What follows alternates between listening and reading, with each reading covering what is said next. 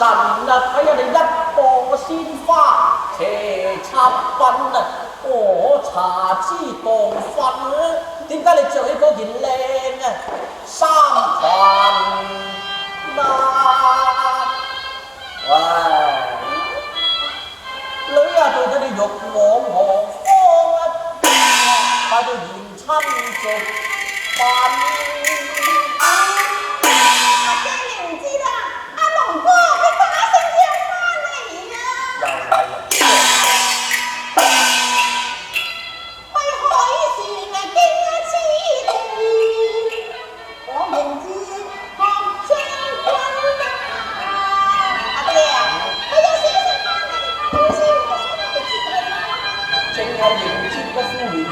你趙將軍就唔得㗎喎，聽我講，仲有正歲嗰個趙親王啊，佢對你嘅時常來慰問，厚此薄彼，你唔多啱㗎女。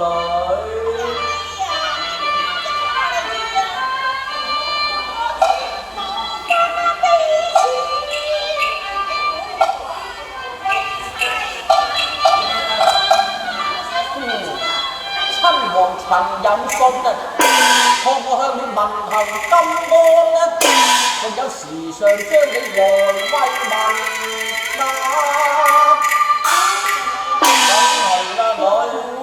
梗係啦，你估人哋趙將軍好似你個副元帥衰仔龍咁樣咁冇規矩啊？你知唔知道佢每一日3個時辰就寄一封信俾我？佢寄俾你啫嘛，都唔係寄俾我。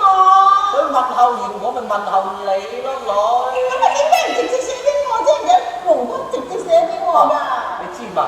婚姻之命咧就父母之命，媒妁之言，梗係俾我哋啲長輩睇先㗎啦。靜靜雞寫俾你，成咩體統啊？我同你講乜嘢啊？啊，講乜嘢？話俾你知。咁我哋兩個係情侶嚟㗎嘛，講嘢邊度可以俾你知唔得㗎？啊，甜言蜜語。你仲要咁樣講添啊？嗱，女，我話俾你聽啊，如今啊，你坐喺呢一間屋裏邊，千祈唔好出去。仲有啊，邊個人嚟見你啊，你都要請佢姐。阿爹唔喺度咧，你就唔可以擅作主張啊，知道啦嘛？點解啊，爹啊？呢排係咪地震咧？